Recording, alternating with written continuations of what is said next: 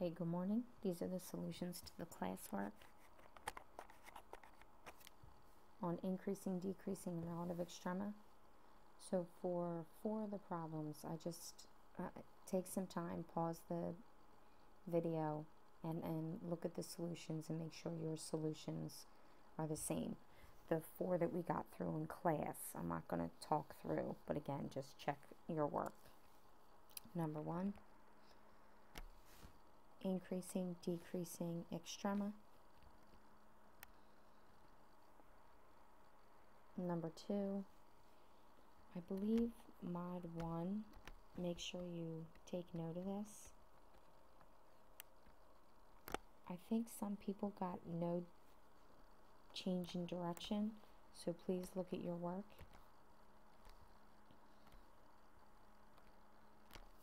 Alright, I did want to talk about the derivative of this one. I think for the most part everybody eventually got it, but there are 2 specific ways to simplify the derivative. So it takes product rule,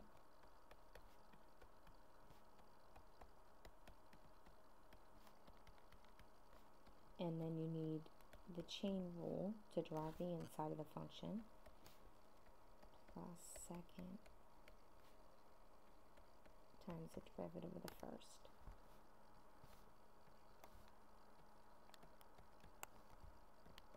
So getting a positive exponent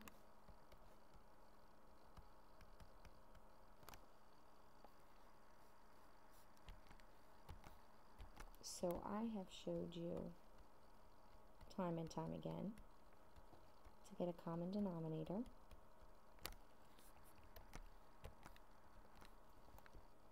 and then from there anything, square root of anything times itself,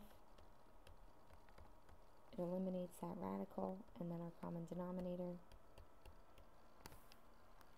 combining the like terms in the numerator, 16 minus 2x squared all over square root of 16 minus x squared.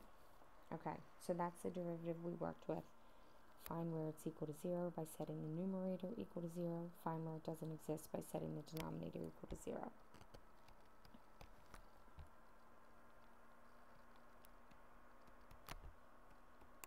So if we go from here,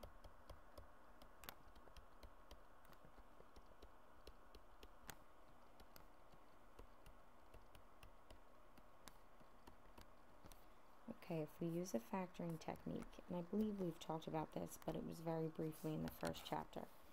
If I ask you to factor, you would always look for the greatest common factor. And the greatest common factor when we're looking at exponents is the smallest exponent. So both terms have this 16 minus x squared term in common. The one with the smaller exponent is to the negative 1/2 power. So what do we do with greatest common factors? We can factor that out of each term.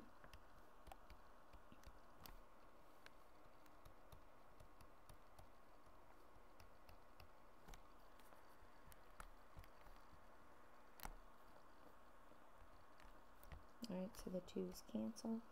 If we factor this term out, that completely cancels. What are we left with on the inside? Negative x squared plus, okay, plus sign from the original. When you're dividing like bases, you subtract exponents. 1/2 minus negative 1/2 becomes a half plus a half, which gives us that to the first power. Negative exponent, how do we make negative exponents positive? Take the reciprocal of the base, and then on the inside,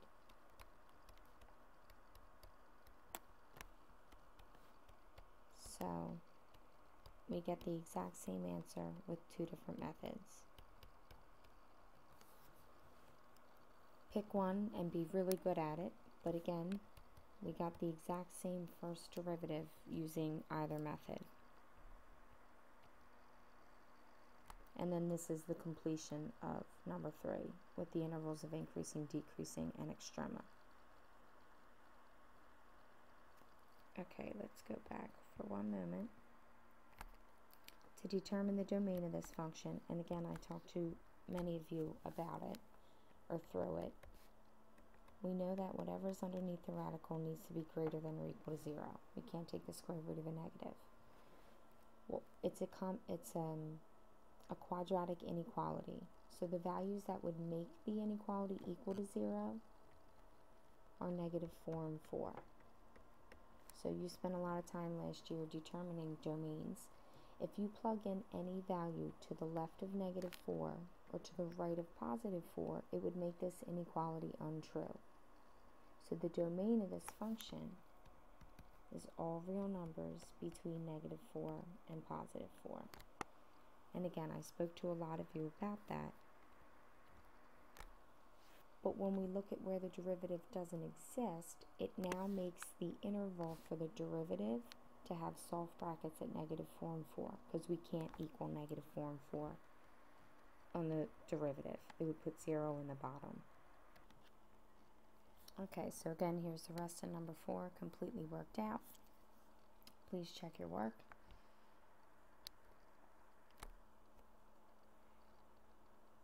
Number 5.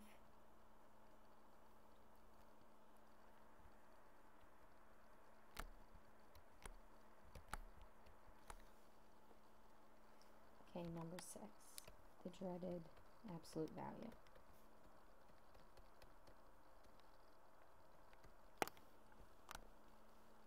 Okay, the first method, which doesn't deal with derivatives at all, sketch the graph of the function. So we know the parent graph is absolute value. It's a horizontal shift of 3 units to the left, 1 unit down. So where is the function increasing? The function's increasing from -3 to infinity. The function's decreasing from -infinity to -3. And we have a relative minimum at -3, -1, which we can check from the graph. And that's fine. If you're asked for increasing, decreasing, you can sketch an exact graph. Well, then use it. Pencil coming down to the left of -3, pencil going up to the right of -3. Okay, now let's talk about looking at the derivative. But the derivative won't work if you're unfamiliar with how the absolute value function is defined as a piecewise function. So we've talked about this, the definition of absolute value. Now if we look at the absolute value of x plus 3,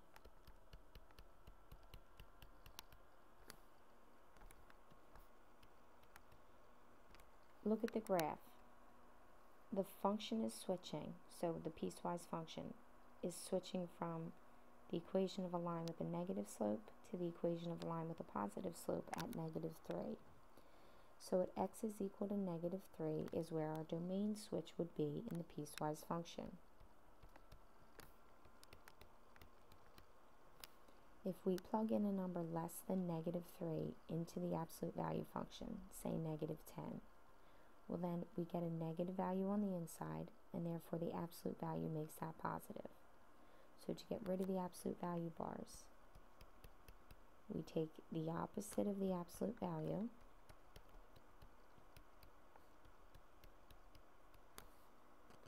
and we have the line -x minus 4. That's the equation of this line here, negative slope, and if you think about continuing it, it would have a y-intercept at -4. If we plug in any number bigger than -3, the absolute value stays exactly the same. So simplifying this function, we get x plus 2.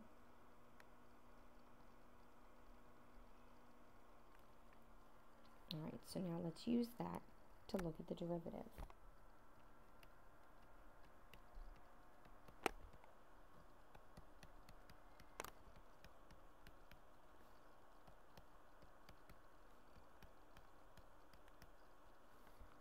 Okay, so what's the derivative?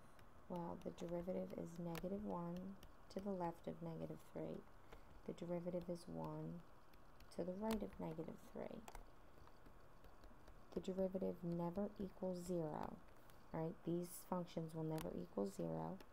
Where does the derivative not exist? At the sharp turn, which occurs at negative 3. So if we put negative 3 on the number line, to the left of negative 3, my derivative is always negative. To the right of negative 3, my derivative is always positive. And therefore, we have the exact same conclusions that we just discussed looking at the graph of the function. And a relative min at negative 3. So you can use the graph, because I agree you have a tough time with this concept, but writing it as a piecewise function and finding the derivative does verify the same answer.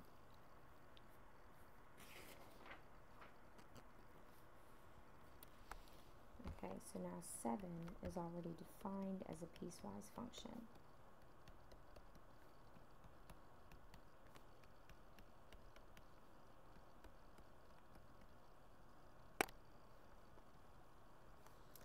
So we can take the derivative of a piecewise function. So derivative of 2x plus 1 is 2.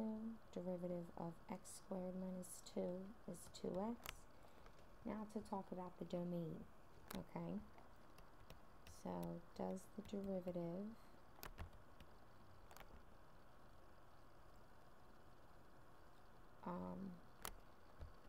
well, to determine where the derivative doesn't exist. The only place that the derivative wouldn't exist would possibly be at x is equal to negative 1. Remember that the derivative was defined as a limit as well. So if we check out the limit as x approaches negative 1 from the left-hand side, and the limit as x approaches negative 1 from the right-hand side. And we're looking at the derivative function.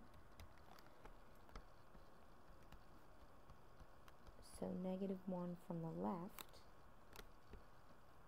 the limit is positive 2. Negative 1 from the right,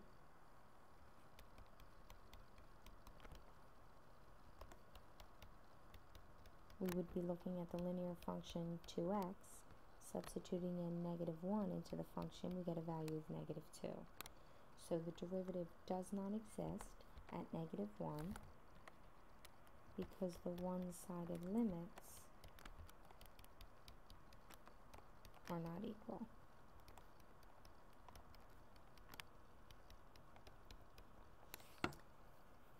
Okay, where does the derivative equal 0?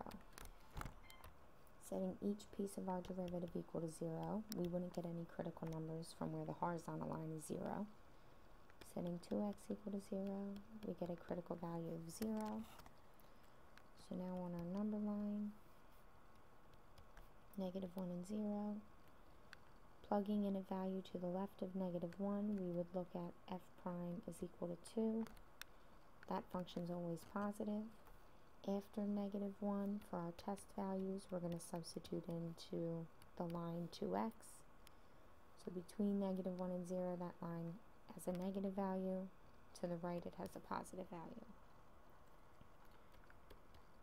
So f of x is increasing, negative infinity to negative 1, and 0 to infinity. F of x is decreasing between negative 1 and 0. Relative maximum at negative 1. Plugging that back into the original, we would plug into the function 2x plus 1.